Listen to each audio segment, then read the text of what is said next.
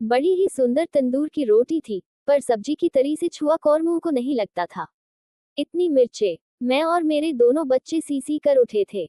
यहाँ बीबी जाटों की आवाजाही बहुत है। शराब की दुकान भी यहाँ कोसों में एक ही है। जाट जब घूंट पी लेते हैं, फिर अच्छी मसालेदार सब्जी मांगते हैं। तंदूर वाला कह रहा था। यहाँ जाट शराब।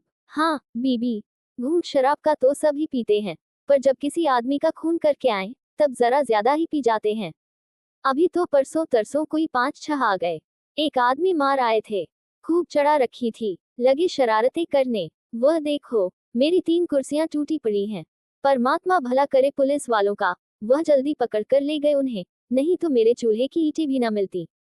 पर कमाई भी तो हम उन्हीं की खाते हैं। कौशल्या नदी देखने की सनक मुझे उस दिन चंडीगढ़ से फिर एक गांव में ले गई थी। पर मित्रों से चली बात शराब तक पहुंच गई थी, और शराब से खून खराबे तक। मैं उस गांव से जल्दी जल्दी बच्चों को लेकर लौटने को हो गई थी।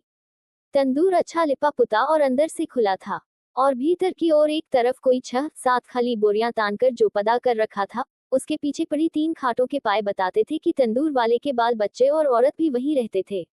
मुझे लगा, इतना बड़ा खतरा नहीं था। वहां पर औरत की रिहायश थी, इज्जत की रिहायश थी।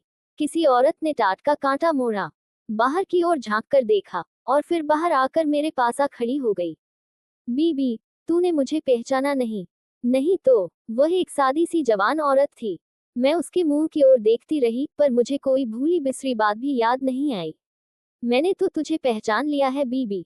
पिछले साल, न सच, उससे भी पिछले साल तू यहाँ आई थी न? आई तो थी। सामने मैदान में एक बारात उतरी थी। हाँ, मुझे ये याद है। वहां तूने मुझे डोली में बैठी हई को रुपया दिया था। बात याद आई, 2 साल पहले मैं चंडीगढ़ गई थी।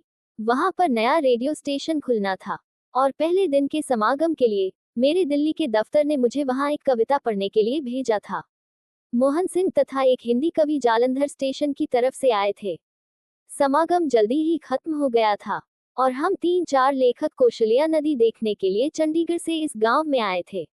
नदी कोई 1.5 मील ढलान पर थी, और वापसी चढ़ाई चढ़ते हुए हम सब चाय के एक एक गर्म प्याले को तरस गए थे। सबसे साफ और खुली दुकान यही लगी थी। यहीं से चाय का एक एक गर्म प्याला पिया था। उस दिन इस दुकान पर पक रहे मांस और तंदूरी रोटियों के साथ साथ मिठाई भी काफी थी। तंदूर वाला कह रहा था, आज यहाँ से मेरी भांजी की डोली गुजरेगी। मेरा भी तो कुछ करना बनता है ना। और फिर सामने मैदान में डोली उतरी। डोली किसी पिछले गांव से आई थी। उसे आगे जाना था। रास्ते में मामा ने स्वागत किया था। रुको, मैं नई दुल्हन का मुंह देख आऊं। भला उसके मुंह पर आज कैसा रंग है?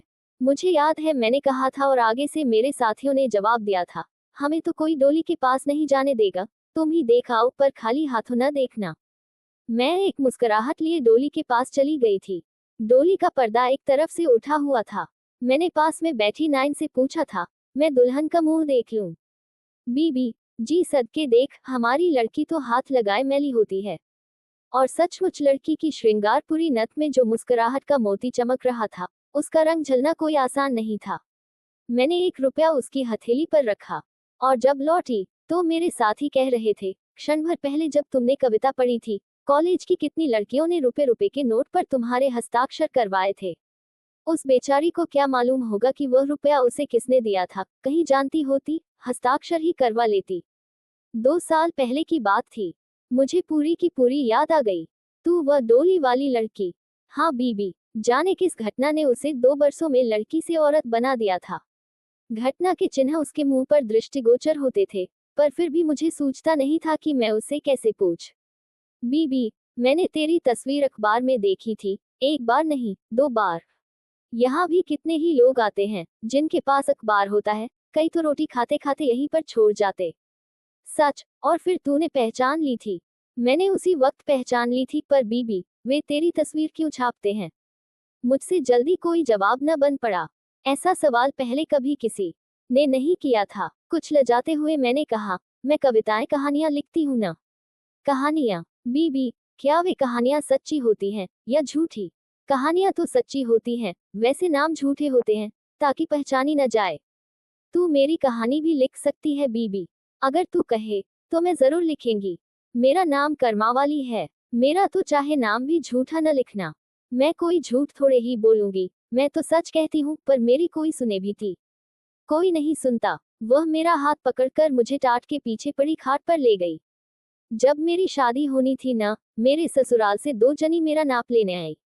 उनमें से एक लड़की मेरी उम्र की थी, बिल्कुल मेरे जितनी। वह किसी दूर के रिश्ते से मेरी नंद लगती थी। मेरी सलवार कमीज नापकर कहने लगी, बिल्कुल मेरी ही नाप है। भाभी, तू चिंता न कर, जो कपड़े सीऊंगी तुझे बिल्कुल पूरे आएंगे।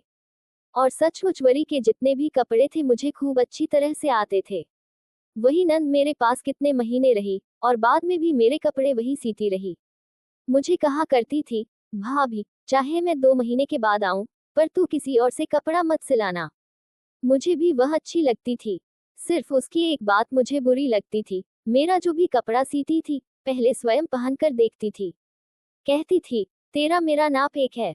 देख, मुझे कैसे पूरा है, तुझे भी पूरा आएगा। और सारे कपड़े पहनते समय मेरे मन में आता था, कपड़े भले ही नहीं हो, पर हैं तो उसके उतारे हुए ही न।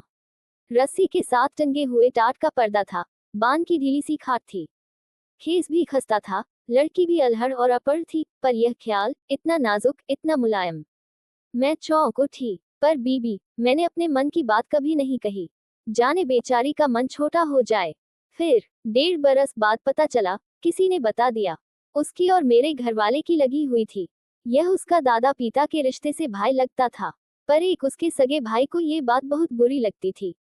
वह तो एक बार अपनी बहन की गर्दन उतार देने लगा था। किसी ने मुझे ये भी बताया कि थोड़े समय जब वह बाग गोदने लगी थी, तो उसे फिटा गया था। आंसुओं से भीगी करमावाली ने मेरा हाथ पकड़ लिया।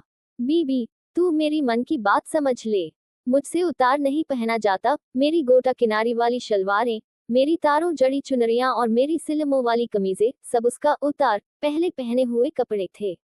और मेरे कपड़ों की भांति मेरा घरवाला भी। करमावाली की आवाज के आगे मेरी कलम झुक गई। कौन लेखक ऐसा फिक्रा लिख देता।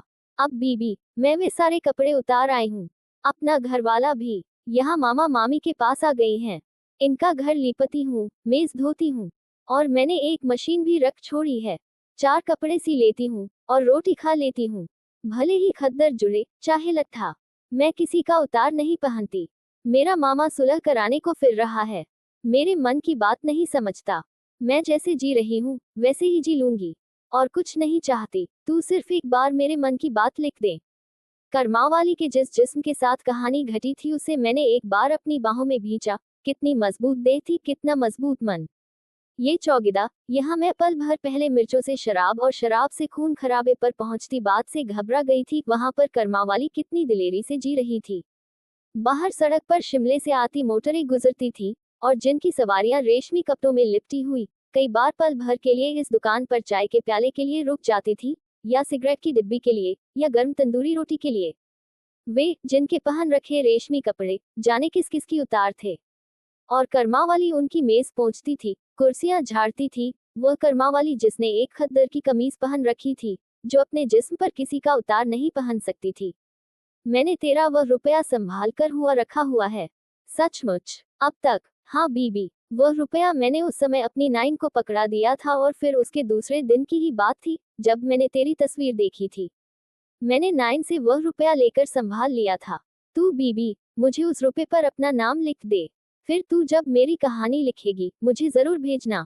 और करमावाली ने उठकर खाट के नीचे रखा ट्रक खोला। ट्रक में एक लकड़ी की संदूकची थी। उसने रुपए का तय किया हुआ नोट निकाला। मैं अपना नाम लिख देती हूँ करमावाली। मैंने जाने कितनी लड़कियों के नोटों पर अपना नाम लिखा होगा, पर आज मेरा दिल चाहता है, तू मेरे नोट पर अपना नाम लिख दे। कहानी लिखने वाला बड़ा नहीं होता, बड़ा वह है जिसने कहानी अपने जिस्म पर झेली है। मुझे अच्छी तरह से लिखना नहीं आता। करमावाली लजा सी गई और फिर बोली, मेरा नाम कहानी में जरूर लिखना। मैंने पस से नोट भी निकाल लिया और कलम भी। करमावाली, आज तेरी कहानी लिख रही हूँ। वही रुपए के नोट पर लिखा हुआ तेरा नाम, आज इस कहानी के माथे पर पवित्र टीके की भांति लगा हुआ है। ये कहानी तेरा कुछ नहीं संवारेगी, पर यह भरोसा रखना, वे दिल भी इस तेरे टीके को प्रणाम करते हैं, जिनके खून का रंग इस तेरे टीके के रंग से मिलता है। और वे माथे भी एक लज्जा से इसके आगे झुकते हैं, जिन्होंने अपने गलों में जाने किस किस के उतार पहन रखे हैं।